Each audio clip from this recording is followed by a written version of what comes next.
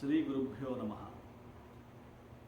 జగత్తుకి మొత్తానికి కారణభూతుడు ఆదిత్య భగవానుడు. సూర్యోదయం కానిదే ఏ పని కూడా ఈ జగత్తులో జరగదు. సూర్య భగవానుడు ఎంత గొప్పవాడంటే కేవలం సూర్యుడిని ఉదయం లేచి చూచినంత మాత్రాన్నే, సూర్యుడి యొక్క దర్శనం చేసుకున్నంత మాత్రానే ఆరోగ్యం అనేది, అన్ని సకల ప్రాణులకు ఆరోగ్యం అనేది సిద్ధిస్తుంది. అందుకే ఆరోగ్యం భాస్కరాదిచ్చేత్ అని చెప్పారు. సూర్యకిరణాలకు అంత అనంతమైనటువంటి శక్తి ఉంది. అలాగే సూర్యుడు విరాట్ పురుషుడు యొక్క నేత్రంగా చెప్పబడ్డాడు.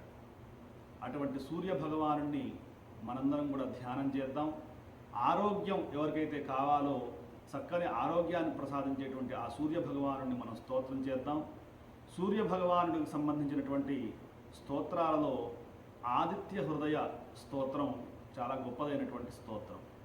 ఇది మనకు శ్రీమద్ రామాయణంలో యుద్ధకాండలో శ్రీరామచంద్రమూర్తి రావణాసురుని సంహరించేటువంటి సందర్భంలో అగస్త్య మహాముని వచ్చి ముమ్మార్లు ఈ ఆదిత్య హృదయాన్ని పఠించి రావణ సంహారం చేయాల్సిందిగా శ్రీరామచంద్రమూర్తికి ఆదేశిస్తాడు.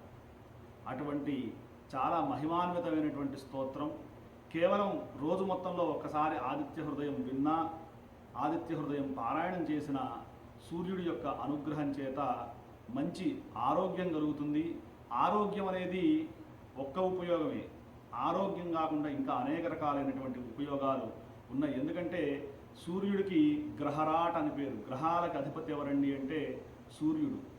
ఇప్పుడు మనకున్నటువంటి నవగ్రహాల్లో ఆదిత్యాయ చ సోమాయ మంగళాయ బుధాయ చ గురు శుక్ర శనిభ్యశ్చ రాహవే కేతవే నమః అని చెప్పి మనం నవగ్రహాన్ని ప్రార్థిస్తుంటాం. నవగ్రహాలన్నింటిలో కూడా ప్రధానమైనటువంటి సూర్యగ్రహాన్ని ఎవరైతే పూజిస్తారో, సూర్యుడిని ఎవరైతే ఆరాధిస్తారో వాళ్ళకి గొప్ప యశస్సు, గొప్ప కీర్తి, గొప్ప పరాక్రమం, చక్కని ఆరోగ్యం, చక్కని ఆయుష్ ఇవన్నీ కూడా సిద్ధిస్తాయని చెప్పి మన పురాణాల్లో చెప్పి ఉన్నారు. అటువంటి ఆదిత్య హృదయ స్తోత్రాన్ని మనం ఇవాళ శ్రవణం చేస్తున్నాం. అటువంటి సూర్య అనుగ్రహం చేత మందులకి, వైద్య శాస్త్రానికి అంతు చిక్కనటువంటి రోగాలు కూడా భగవత్ ప్రార్థన చేత నయమైనటువంటి సంఘటనలు కోకొల్లలుగా మనం చూస్తూ ఉన్నాం. మనకు పేర్లు చెప్పరానటువంటి రోగాలు ప్రస్తుత కాలంలో వస్తున్నాయి. అటువంటి వాళ్ళందరూ కూడా ఈ ఆదిత్య హృదయాన్ని వినడం ద్వారా, శ్రవణం చేయడం ద్వారా, పఠించడం ద్వారా ఆ సాక్షాత్తు పద్మిని సంజ్ఞ ఛాయా ఉషాసమేతుడైనటువంటి ఆ సూర్యనారాయణ స్వామి యొక్క అనుగ్రహంతో చక్కని ఆరోగ్య సిద్ధిని పొందుదురుగాక. మనందరం కూడా అటువంటి పరమ పవిత్రమైనటువంటి మహామహిమాన్వితమైనటువంటి ఆదిత్య హృదయ స్తోత్రాన్ని శ్రవణం చేయబోతూ ఉన్నాం. అందరం కూడా నమస్కరిద్దాం. ఆ సూర్య భగవానుడి యొక్క అనుగ్రహాన్ని మనందరం కూడా పొందుదాం.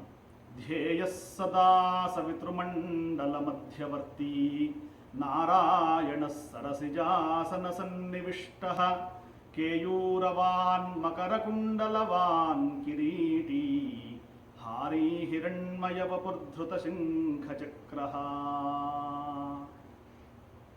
తతో యుద్ధ పరిశ్రాంతం సమరే చింతయా స్థితం రావణం చాగ్రతో దృష్ట్వా యుద్ధాయ సముపస్థితం దైవతైశ్చ సమాగమ్య ద్రష్టుమభ్యాగతోరణం ఉపాగమ్యాబ్రవీద్ రామమగస్త్యో భగవాన్ ఋషిః రామ రామ మహాబాహో శృణు గుహ్యం సనాతనం ఏన సర్వా నరీన్ వత్స సమరే విజయిష్యసి ఆదిత్య హృదయం పుణ్యం సర్వశత్రు వినాశనం జయావహం జపేన్నిత్యం అక్షయ్యం పరమం శివం సర్వమంగళమాంగళ్యం సర్వపాప ప్రణాశనం చింతాశోక ప్రశమనం ఆయుర్వర్ధనముత్తమం రశ్మిమంతం సముద్యంతం దేవాసుర నమస్కృతం పూజయస్వ వివస్వంతం భాస్కరం భువనేశ్వరం సర్వదేవాత్మకో హ్యేష తేజస్వీ రశ్మిభావనః ఏష దేవాసురగణాన్ లోకాన్ పాతి గభస్తిభిః ఏష బ్రహ్మా చ విష్ణుశ్చ శివస్కందః ప్రజాపతిః మహేంద్రో ధనదః కాలో యమः సోమో హ్యపాం పతిః పితరో వసవः సాధ్యాః హ్యశ్వినౌ మరుతో మనుః వాయుర్వహ్నిః ప్రజాః ప్రాణ ఋతుకర్తా ప్రభాకరः ఆదిత్యः సవితా సూర్యः ఖగः పూషాగభస్తిమాన్ సువర్ణసదృశో భానుర్హిరణ్యరేతా దివాకరः హరిదశ్వः సహస్రార్చిः సప్తసప్తిర్మరీచిమాన్ తిమిరోన్మథనः శంభుస్త్వష్టా మార్తాండ అంశుమాన్ హిరణ్యగర్భः శిశిరస్తపనో భాస్కరో రవిః అగ్నిగర్భోదితేః పుత్రः శంఖः శిశిరనాశనः వ్యోమనాథస్తమో భేదీ ఋగ్యజుస్సామపారగः ఘనవృష్టిరపాం మిత్రో వింధ్యవీధి ప్లవంగమః ఆతపీ మండలీ మృత్యుః పింగళः సర్వతాపనः కవిర్విశ్వో మహాతేజా రక్తः సర్వభవోద్భవः నక్షత్రగ్రహతారాణామధిపో విశ్వభావనః తేజసామపి తేజస్వీ ద్వాదశాత్మన్నమోऽస్తు తే నమః పూర్వాయ గిరయే పశ్చిమాయాద్రయే నమః జ్యోతిర్గణానాం పతయే దినాధిపతయే నమః జయాయ జయభద్రాయ హర్యశ్వాయ నమో నమః నమో నమః సహస్రాంశో ఆదిత్యాయ నమో నమః నమ ఉగ్రాయ వీరాయ సారంగాయ నమో నమః నమః పద్మప్రబోధాయ మార్తాండాయ నమో నమః బ్రహ్మేశానాచ్యుతేశాయ సూర్యాయాదిత్యవర్చసే భాస్వతే సర్వభక్షాయ రౌద్రాయ వపుషే నమః తమోఘ్నాయ హిమఘ్నాయ శత్రుఘ్నాయ అమితాత్మనే కృతఘ్నఘ్నాయ దేవాయ జ్యోతిషాం పతయే నమః తప్తచామీకరాభాయ వహ్నయే విశ్వకర్మణే నమస్తమోభినిఘ్నాయ రుచయే లోకసాక్షిణే నాశయత్యేష వైభూతం తదేవ సృజతి ప్రభుః పాయత్యేష తపత్యేష వర్షత్యేష గభస్తిభిః ఏష సుప్తేషు జాగర్తి భూతేషు పరినిష్ఠితః ఏష చైవాగ్నిహోత్రం చ ఫలం చైవాగ్నిహోత్రిణాం వేదాశ్చ క్రతవశ్చైవ క్రతూనాం ఫలమేవ చ యాని కృత్యాని లోకేషు సర్వ ఏష రవిః ప్రభుః येन मापत्सु कृच्छ्रेषु कान्तारेषु भयेषु च कीर्तयन् पुरुषः कश्चिन्नावसीदति राघव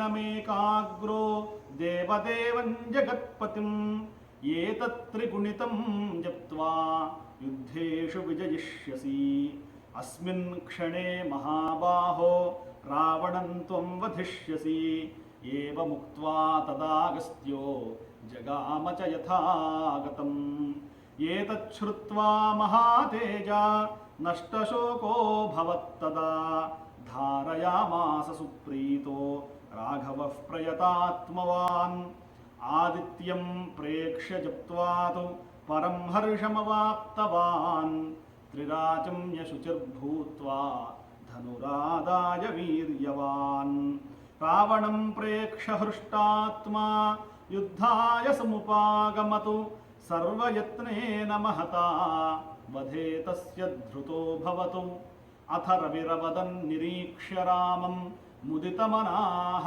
परमं प्रहृष्यमाणः निशिचरपतिसंशयं विदित्वा सुरगणमध्यगतो वचस्त्वरेति। ఇది మహిమాన్వితమైనటువంటి స్తోత్రం. రావణ సంహారం చేయడానికి శ్రీరామచంద్రమూర్తి ఆలోచిస్తున్నటువంటి సమయంలో అగస్త్య మహాముని వచ్చి ఉపదేశం చేశాడు. ఏతత్రి గుణితం జప్త్వా యుద్ధేషు విజయిష్యసి. రామచంద్ర, ముమ్మార్లు ఆచమనం చేసి ఈ యొక్క స్తోత్రాన్ని నీవు పఠించి ఆ సూర్యభగవాను ధ్యానించి రావణ సంహారం చెయ్యి అని చెప్పి ఉపదేశించినటువంటి మహా అద్భుతమైన స్తోత్రం. ఒక్క ఆరోగ్యమే కాదు, సర్వశత్రు వినాశనాన్ని కలిగించేటువంటి స్తోత్రం, పరాక్రమాన్ని పెంచేటువంటి స్తోత్రం, ధైర్యాన్ని అలాగే ఆత్మ యొక్క కారకత్వాన్ని వృద్ధి చేసేటువంటి స్తోత్రం ఆదిత్య హృదయ స్తోత్రం. శాస్త్రంలో ఏం చెప్పారంటే సూర్యోదయం కన్నా ముందే మానవులు మేల్కొనాలి. సూర్యుడి యొక్క ఉదయాన్ని మనందరం కూడా చూడాలి.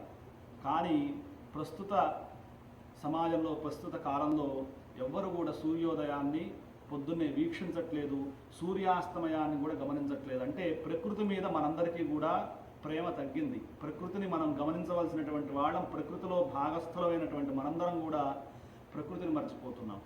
సూర్యోదయాన్ని చూస్తే, సూర్యాస్తమయాన్ని చూస్తే, చంద్రోదయాన్ని చంద్రాస్తమయాన్ని చూస్తే నేత్రానికి సంబంధించినటువంటి వ్యాధులు రావు అని చెప్పి వైద్యశాస్త్ర గ్రంథాలు చెబుతున్నాయి.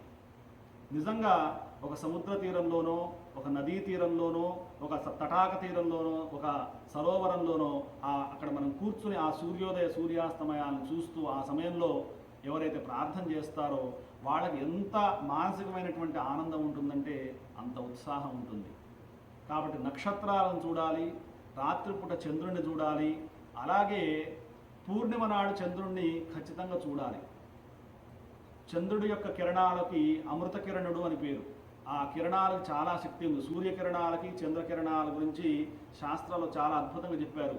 ఎన్నో నయం కానటువంటి రోగాలు సూర్యకిరణాలు మన మీద పడడం ద్వారా, చంద్రుడి యొక్క కిరణాలు పడడం ద్వారా అనేక రోగాలు నయమవుతాయట. వాటిలో అంత అద్భుతమైనటువంటి శక్తి భగవంతుడు ఇచ్చాడు. అందుకే కాళిదాస మహాకవి చెప్పాడు, సూర్యుడు చంద్రుడు వీళ్ళు ఎటువంటి వాళ్ళంటే వీళ్ళు పరమేశ్వరుడు యొక్క స్వరూపాలు, అష్టవిధ స్వరూపుడైనటువంటి ఈశ్వర స్వరూపాలు. యా సృష్టి స్రష్టురాద్యా వహతి విధిహుతం యా హవిర్ యా చ హోత్రి ఏద్వే కాలం విధత్త.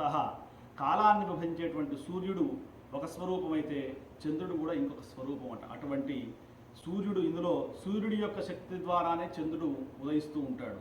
కాబట్టి పరాక్రమానికి అన్నిటికీ కూడా అధినాయకుడు ఎవరండి అంటే సూర్యనారాయణ స్వామి. ఆయన గ్రహరాట్ అని పేరు. అందుకే శ్రీరామచంద్రుడు కూడా సూర్యవంశంలోనే జన్మించి అనేక మంది రాక్షసుల్ని సంహారం చేశాడు.